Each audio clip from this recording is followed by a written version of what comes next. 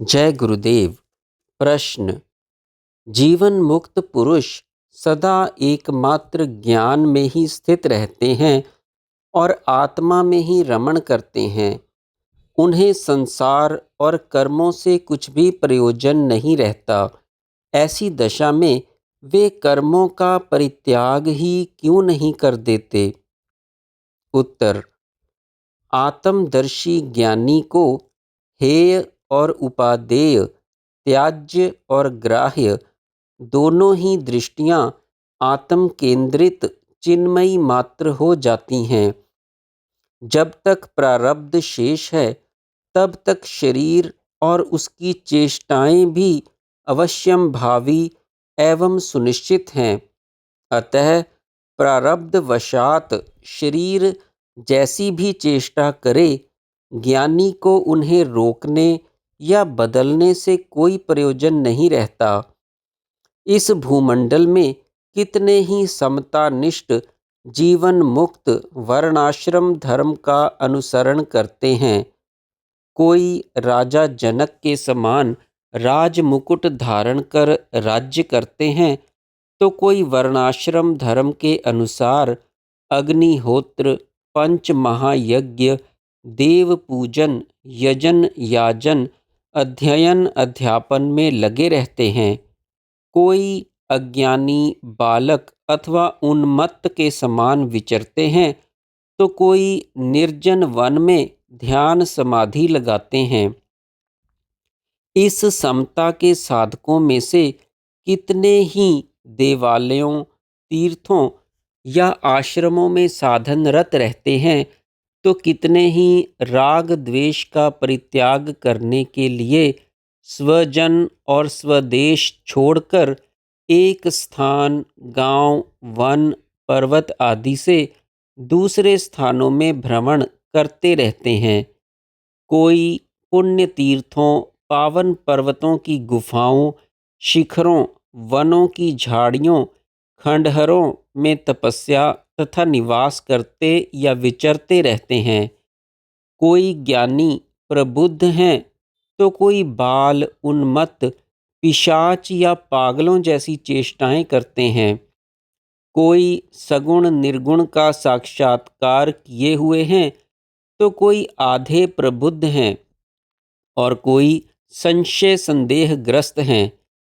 कुछ पापाचार से विरत होकर सदाचारी पुरुषों का अनुसरण करते हैं, तो कुछ ज्ञान, तप, शक्ति, ख्याति आदि के अभिमान में आकर शास्त्र विरुद्ध कर्म तथा आचरण को अपनाकर लोक परलोक दोनों को नष्ट भ्रष्ट करते हैं।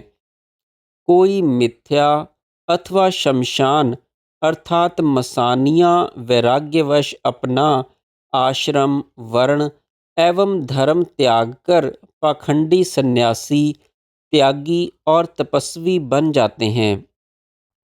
पर वास्तव में वर्णाश्रम धर्म, स्वकर्म और ब्रह्मचर्य का पालन, स्वजन, स्वदेश, अपने आश्रम तथा गृहस्थ का त्याग तथा वनवास, कष्ट साध्य तीर्थ भ्रमण या गुहा और वनों में निवास, तप, यज्ञ आदि शुभ आयोजनों एवं शुभ कर्मों का करना या त्यागना आदि में से कोई भी संसार बंधन से मुक्त नहीं करता।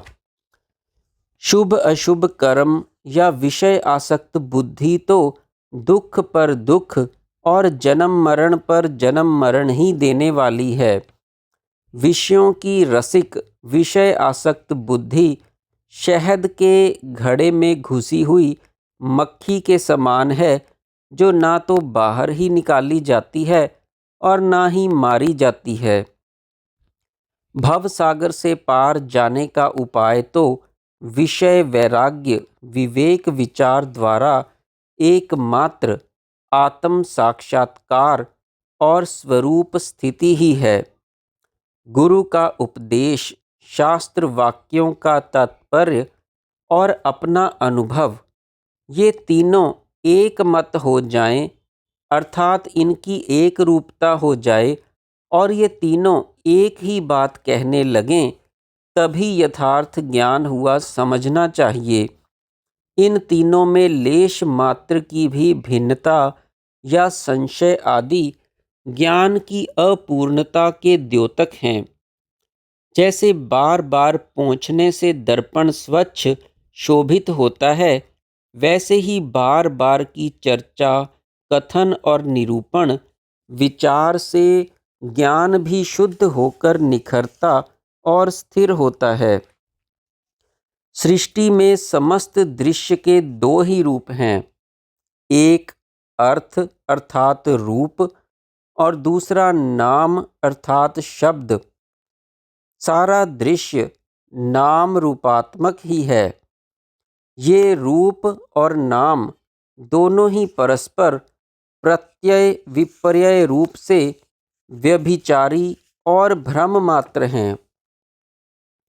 तत्व ज्ञान और उसकी स्थिरता के लिए इन दोनों का परिमार्जन या निवारण अनिवार्य है। दृश्य मात्र असत और भ्रांति रूप है और हर रूप इस दृश्य के ही अंतर्गत है, जिसकी कोई वास्तविक सत्ता नहीं है। प्रातिभासिक भ्रम मात्र ही इसकी सत्ता है। अतः अर्थतः हर रूप असत्तात्मक मिथ्या है। रूप अनेकों परिवर्तनशील तथा एक जैसे ही अनेकों भी होते हैं। इसलिए इसका कोई एक निश्चित रूप ना होने से भी यह व्यभिचारी भ्रम मात्र मिथ्या है। शब्द नाम इस मिथ्या भ्रम मात्र रूप को समझाने का ही एक संकेत मात्र है। एक ही शब्द के अनेक अर्थ होते हैं, इसलिए यह भी अनिश्चय रूप भ्रम मात्र व्यभिचारी है। जब इसका वाच्य रूप ही मिथ्या भ्रम मात्र है, तो यह वाचक शब्द या नाम भी सत्य कैसे हो सकता है।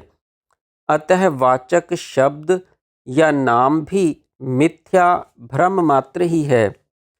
वैसे भी अर्थ के बिना शब्द जल की कलकल ध्वनि के समान निरर्थक है और अर्थ के बिना इसका अस्तित्व शून्य मात्र ही है। इस प्रकार एक के बिना दूसरे की सत्ता सिद्ध ना होने अर्थात अन्यान्य पराश्रय से दोनों की ही असत्ता और भ्रम रूपता बुद्धिगत होने पर दोनों का निवारण हो जाता है। अतः मिथ्या नाम रूप से परे यह सृष्टि जैसी की तैसी चिन्मय ब्रह्म ही है। जैसे जल के द्रवत्व का विस्तार ही लहरें, तरंगें और भंवरे हैं, वैसे ही परब्रह्म चिदाकाश की चित्ती का विस्तार ही यह सृष्टि है। जय गुरुदेव।